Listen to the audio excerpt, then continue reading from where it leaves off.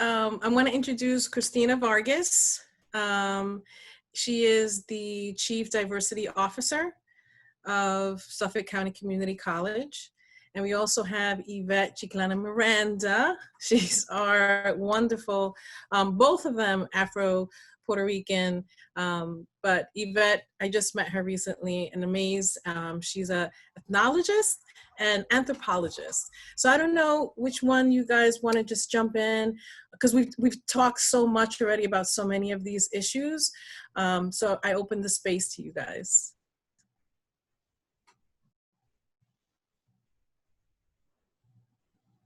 Right, I guess I'll go first. First of all, John, Carla, thank you so much, because, and Adriana, of course, all of those words and thoughts are really familiar. I think we all can relate to everything you shared in many different ways. If you notice the chat, it was blowing up with a yes, I've had that experience. And so there's a reason there's a commonality of that experience. And it has everything to do with the social construction of race, how race is perceived in the United States and the world. And so I just want to give a little bit of a framework for this, without giving you a class, you know what I mean? And I want to tell a couple of personal stories, because you can see my flag in the back. I'm very blessed to be a Boricua and New Yorican, as I say, because I'm second generation on one side and third on the other. My family were the very first wave of immigrants from Puerto Rico that came in the early 1930s. And so my great-grandmother came here from Old San Juan when she was 15 years old in 1929, right? She's been in this country longer than a lot of folks. And on my other side of the family, my grandmother came in the influx post-World War II in 1950. And I just wanted to show you a couple of pictures. Is it possible for me to share my screen just for a second? Thank you. I just want to share.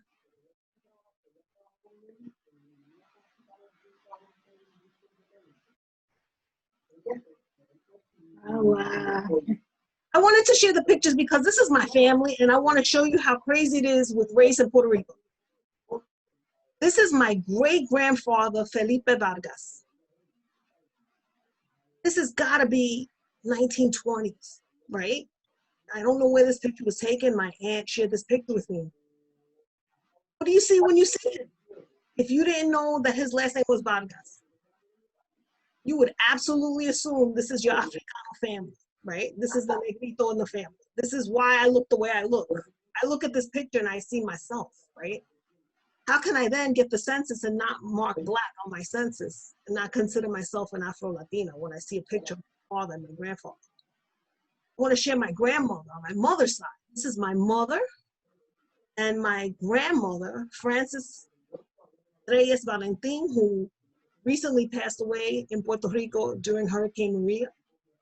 You notice on the screen, I just want to point here, she was the wave of Puerto Ricans that came from ER to Williamsburg, Brooklyn.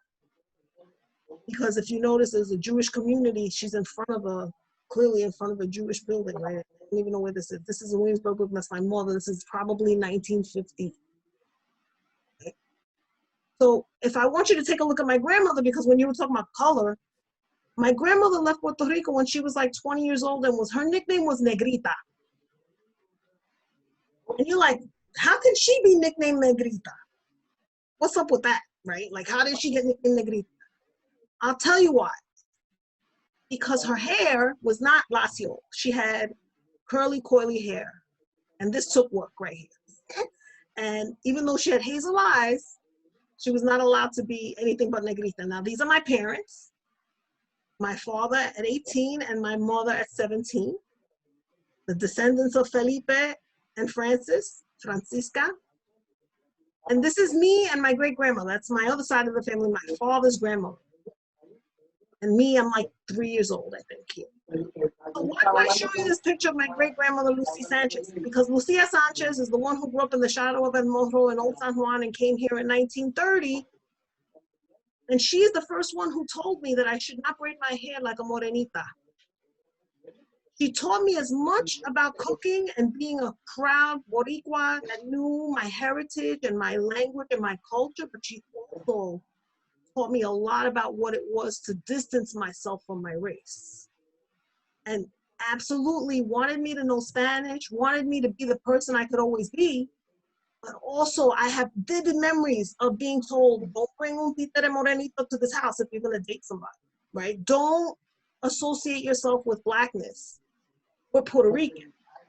We're proud Puerto Ricans. We're not Black like those Black people. She was in Spanish Harlem and was born and raised, after she came here, we were born and raised in Spanish Harlem and in Brooklyn and in the Bronx. And she lived in the Bronx my whole life. And, she was always very careful of how she described Dominican immigrants that moved into her Bronx neighborhood, and how she described other people of color and people from the Caribbean, and how she described individual people who would come through who she perceived as not like her because of distancing herself from Blackness. So I say that because this is a social construction. We had, before 1970, the census didn't even ask you if you were Hispanic. People were, categorized as white, and they were categorized nationally as per, their nationality, Cuban or Dominican or Puerto Rican, Mexican descent. And so I say this because I know you'll talk about this too, Yvette, but the idea that there are dominant racial identities, and we know which ones those are in the United States, that's white, that's proximity to whiteness. And there's subordinate identities, and those are proximities to Blackness. And really that means your values, your standards of beauty, the standards of intelligence, the way that we're evaluated, our facial features, our hair texture, our hairstyles are all evaluated based on whiteness versus the proximity to Blackness. That's why my grandmother didn't want me to have cornrows when I was in 3rd grade, because my neighbor put them in my hair. And my mother had a huge fight with her. The biggest fight I ever remember is my grandmother arguing with my mother, and my mother saying, don't you make her take those braids out of her hair. She's beautiful, leave her alone, right? But they had a big intergenerational fight about what was possible and what was able. The irony of all of this is that we claim in many of our countries all of our Africano roots, right? Our language, our cultures, our music, our food is all, we recognize que somos africanos también, but we don't always sit and think about what that means in proximity to the way that social construction of race is in the United States.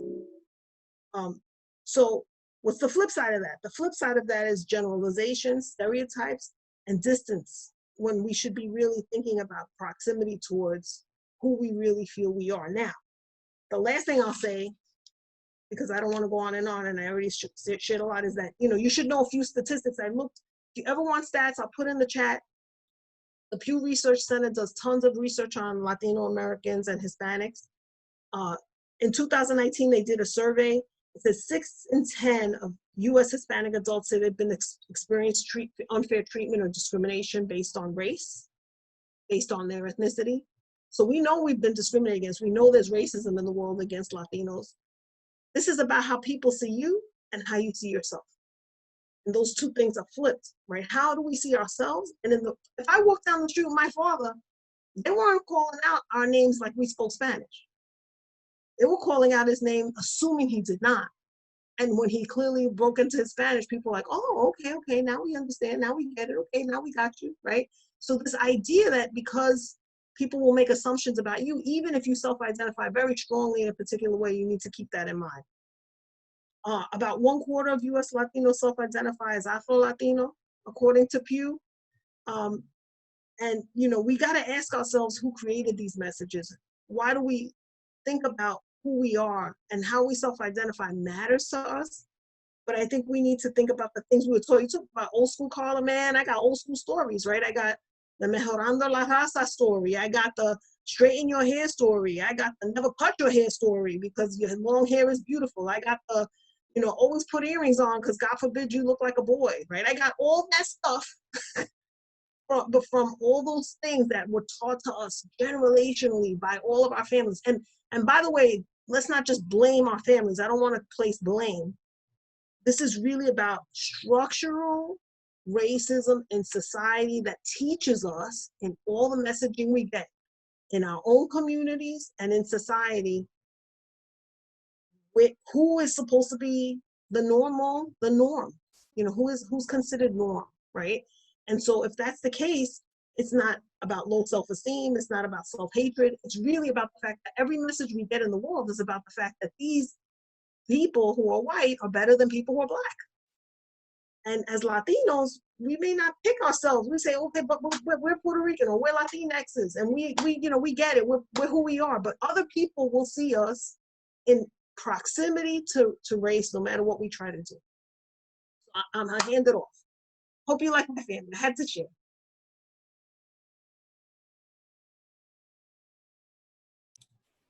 Thank you so much. That was so much information. And also, I just want to let you guys know at the end, we're going to open it up for question and answer. So you guys can share your thoughts, or if you have a question to pose to either Christina, Yvette, John, or Carla, we're going to do that. Promise. Hey, Yvette. Hey, well, everybody, I have to say I'm not a English native. So I was born in Puerto Rico and I was raised in a black neighborhood called Barrio Obrero. It was a ghetto. It was a place demised as a very hard thing that I never lived, that I never found out anything that it was bad about my neighborhood. And in my neighborhood, negrita was a word meaning beautiful. So by the time I was 10 years old, I always say, my name is Yvette, and for my friends, La Negra. I was a black. I was happy to know that I am the most beautiful negrita of the whole Barrio Obrero, according to my grandfather, who he has never lied in his life. So it's true, I am beautiful. So it was great to be raised in that way, full of love. From when I was 12 years old, it was the first time Dominicans started to came to our town. And my grandfather used to let them use one of our empty rooms so they can stay and stabilize it themselves to find a job. And they gave them a roof and they gave them food. But then I grew up and I went out of my little barrio and I stepped out to Carolina, and it was said I have good grades. So one boy said to me, "You negra sucia me tienes, no? Dirty negra, bad." And I said, "No, I took a bath. Why you say I'm dirty?" Because at that time, I couldn't realize that he was telling me something nasty. Negra sucia meant to me from my background that I was dirty. So I answered, I took a bath. What are you talking about? I didn't understand it as a threat or as a negative way. I just don't understand it. So what I'm talking about is the abyss of the meaning, the significance, what it means according to the way you were raised, contrary to what it meant when you are in a space like New York or any other states of the United States. I have to say, and bear with me, that when I moved to New York, it was double anti-black. I mean, I was too black to the white Puerto Ricans, but I was not black enough to the black community, to the Afro-American. I remember I was 21, 22 years old when these Afro-American friends of my cousin were talking, and they were saying, we blacks. And I said, well, in Puerto Rico, we blacks. And a woman came close to my face like this. Don't dare saying you're black. Don't even go there. With rage. With so much anger that I almost pee on my pants. But the same thing happens with a Cuban. Why? And why I say all this? Because Carla was right when she say about her grandfather, of her parents. And as Christina was saying, it's a certain nationalism. It's a certain way of describing ourselves very endogamic. It means we in the enclosure of ourselves. We in the sense and the continuity of the reproduction of the significance. Someone from the outside, like John established with only Dominican we will marry only with Dominicans, it's the same thing that Jews do. Because people from outside, from the exo place out of ourselves, comes like a threat, comes like something that will desestabilizarnos. You got it? And then we have exactly I love when Carla said we have to teach our fathers, because it's true. We come from different contexts, we come from different time, and the way that we have been raised is different from the way that people are raised in different parts of America. I will say this because I think it's important for us Latinos, right? Even though I don't see myself as a Latino, I see myself as a Boricua. But I could relate to that the thing that you go through. Spanish church has a lot to do with the way that we see things. Spanish heritage, it was the racist of them all. Spanish had a document that you can buy. It's called limpieza de sangre. To be able to have a job in 18th century, in 19th century in Puerto Rico, in Dominican Republic, in Cuba, to have a good job, you have to have that document that says that you were pure blood, pure white blood, regardless. It doesn't matter that it was an Indian or a Turkish or a black. The thing is, you have to look like white and you have to have that document to assess a good job, to have a good job. So that thing in 19th century, yesterday, to stay in our parents, our grandparents' mind. The color of my skin enable us to go further or to go nowhere, right? The color of our skin, colorism, began to take place in the 20th century. The 20th century established itself as another way to see race. In the 19th, it was antagonism, or black or white. If you're white, you're good. If you're black, you're evil. You're a liar. You are a corrupt. You are a sex symbol. You are a liar. Those things is what made my investigation in Mexico bring people who are dark, black, dark.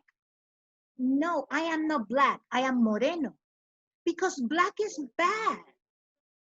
And I am not bad.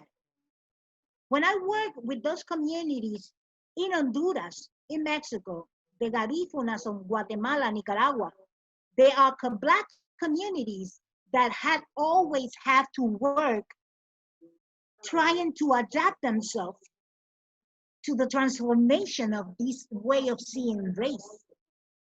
And in that way, our grandfathers and fathers have to deal with themselves and accommodate themselves in what others say that they have to do.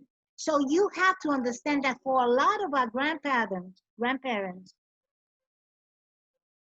it's hard because they have to lose the way they are, the way that they celebrate the religion, the way that they celebrate eating, the way that they celebrate marriages. And they have to canalize in the way that it had been said. So that's why I agree with Carla when she said we have to learn. My mother is white, my father's black, and my mother loves me dearly. But since I was a child, she always said, "Comb your hair." You know, she hates this kind of frizzy hair. Oh my God, even. She even said, "How can a PhD had a hair like that. When I say, Mommy, that's racist. Oh no. ¿Cómo tú vas a decir que yo soy racista? How dare you say your own mother is a racist? I brought you to life. I brought you to life. See, yeah, but this is racist because I don't have your hair. This is my hair. And it's beautiful. Yes, but if you put a little bit of cream over it, it will go easy, right? We have to teach them, and it's hard. But the animosity that Carla also is pointed, it has to be with the competition of capital production. Capitalism is what drives us in the illusion that we are individuals, in the illusion that we just depend on ourselves, and the absolute illusion that I comb my hair, that I dress like I dress just because I wanted to. Not because the companies and the media and and the credit card allow me to buy the things that they say that I will make, that will make me different, unique. Consumerism is the base that established the competition. And with that competition, we start to loosen our collective mood, our collective mood, our collective tradition. Our tradition in Latin America, Central America, South America started with the notion of the indigenous people, of the African people, of the Taino people, who knew that we're one with nature and when one with another, and that to survive we needed the help of one and of every one of us. Capitalism move us to the illusion that we don't need nobody, but they also move us to the point, and this, bear with me, is Christianity. It has a lot to do. Nowadays, churches are other things. Church have reconfigured themselves. But in the past, churches were the force that moved you to this purity and to separate the seed. Eugenic laws were in Puerto Rico till 2009. Eugenic laws that established in El Salvador, Carla, today in El Salvador, there is a law that prohibits the black marry with white. And in a lot of places in Central America, because the church and the capitalism established that only the good, the wealth, the prosperity was in the hands of the white. We have to let them die. It will be better for the nation if all these Indians, if all these niggers, as they say, to the day Honduras doesn't mention that they have a big percent of black people. Into this day, today is the first year that Mexico will count the black Mexicans that have been there for always. For 10 years of my life, I worked in the archives to prove that they were not foreigners, that they were black Mexicans, were born, live, and die in that country. So we have a struggle between what we are and what they expect us to be. And then John said the clue, school. John said school was the space where when racism hit him. School is the space where the way that we give meaning to the world comes when we don't talk about the history, when we don't talk about the great thinkers, when we don't talk about the black legislator of the first 2 decades of the 20th century. United States had black legislators at the beginning of the 20th century. In what book In what scholar book do you have that? In what book do you have James Baldwin, one of the top thinkers of the whole continent, American continent, the great intellectual? But we don't talk about it. You see? So that's why this that you are doing, I really thank you, because we have to talk and we have to share the information and we have to teach our parents, our friends, not to compete, but to create solidarity, to know that we can count on each other, even though I don't like your hair, or even though I don't like your smile. Yeah, we don't have to like each other or at all to help each other.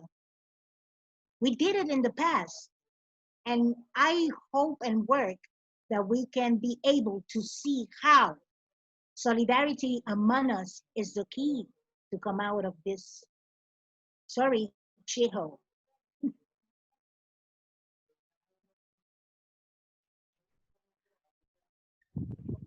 Oh my gosh, thank you so much. This was, both of you shared an amazing, needed, respected, useful information. I had my son, he's 7, read a poem by Maya Angelou at the opening of the night. And, you know, that's one of my purposes, to shift the minds. You know, this quarantine has given me the time to reevaluate what I think of the educational system. And you are so on point. You know, there's a different way every time that I'm doing a different reading with him, or that I have hit those chapters. I think I mentioned before, and I'll be quick, there was a chapter on an indigenous woman, and it showed how she adapted, and how, like, oh, look at her, she became a religious person. And I stopped and I said to Jeremiah, she was probably forced to become, you know, because most likely she had her own beliefs and they had their own systems. And I showed him the chapter again, and I said, reading between the lines, and we have to own it, you know. And everything that you have said, I really, it stuck with me, that when you said we are in the enclosure of ourselves, so we have to get out of that. And how do we? So I'll throw it out there, how do we get out of that? One of the things, I will say this, one of the things that I used to do is that I talk to everybody.